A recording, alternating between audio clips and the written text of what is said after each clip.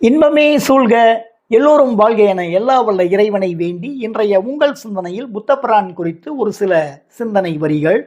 உலகில் மிக பழமையான மதங்களில் ஒன்று புத்த மதம். புத்தர் மனிதனின் பேராசையும் ஆத்திரமும் தான் அவனது அழிவுக்கு காரணம். அவன் அனைவரிடமும் அன்பு செலுத்த வேண்டும், தியாக வாழ்க்கை வாழ வேண்டும், எல்லோரையும் நேசிக்க வேண்டும் என்று வலியுறுத்தினார். செய்த பாவங்கள் அதற்குரிய பலனை அவன் அனுபவித்தே ஆக வேண்டும் என்று வலியுறுத்தினார். இதனை பக்தி யோகத்தில் தலைத்த மக்கள் ஏற்றுக்கொள்ளவில்லை. காரணம், செய்கின்ற பாவங்களுக்கு பூஜை, புனஸ்காரம், திருத்தல யாத்திரைகள் இப்படி மேற்கொண்டு பரிகாரம் செய்தால் அவை அனைத்தும் தீர்க்கப்படும் என்று மனிதர்கள் நம்பினார்கள். அதற்கு முரண்பாடான சமயமாக புத்த மதம் இருந்தது. புத்தர் ஒரு முறை உபதேசம் செய்து கொண்டிருக்கும் போது ஒரு வழிப்போக்கன் அவர் மீது காரி துப்புகிறான். அப்போது அவர் ஒரு துணியால் எடுத்து துடைத்து கொண்டு, இன்னும் வேறு ஏதாவது நீங்கள் சொல்ல விரும்புகிறீர்களா என்று கனிவாக கேட்டவுடன் அவன் தன் நிலையை மறந்து பேசியதற்காக அவரிடம் மன்னிப்பு கேட்கின்றான்.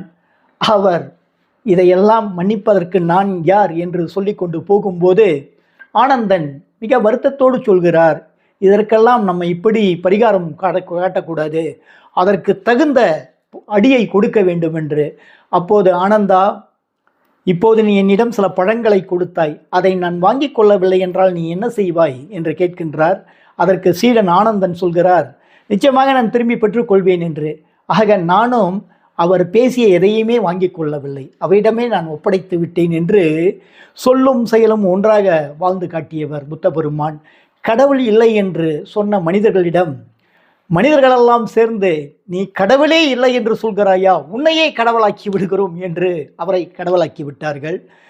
அவருடைய பேச்சு பாமரர்களை மட்டுமல்ல, பாராளும் மன்னர்களை கூட மாற்றி இருக்கிறது.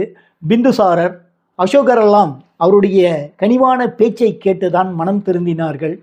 கலிங்க போரில் லட்சக்கணக்கான மக்களை கொன்று குவித்த அசோகன் வெற்றி முழக்கம் செய்யும் பொழுது புத்தர் சொல்கிறார், இந்த இரத்தக்கரையிலே உனது வெற்றி கொடியை நாட்டியிருக்கிறாயே, இதுவா வெற்றி?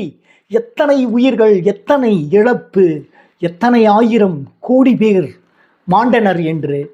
அதன் பிறகு புத்த மதத்தை தழுவி மிகச்சிறந்த சேவைகளை செய்வதாக வரலாறு கூறுகிறது. சீவக சிந்தாமணி மணிமேகலையில் கூட அரவாணர் மூலம் புத்த கருத்துக்கள் பரவலாக பேசப்படுகிறது. அது மட்டுமல்ல, தென்கிழக்காசியாவில் பல நாடுகள் புத்த மதத்தை சேர்ந்தவை என்பதும் நாம் நினைவில் கொள்ள வேண்டும் என்று கூறி, அடுத்த வாரம் மேலும் இது போன்று ஒரு சிந்தனையோடு உங்களை சந்திக்கின்றேன். அதுவரை உங்களிடமிருந்து நன்றி கூறி விடைபெறுவது உங்கள் சூப்பர் மைண்ட் டைனமிக் தன்முனைப்பு பேச்சாளர் மு. கணேசன்.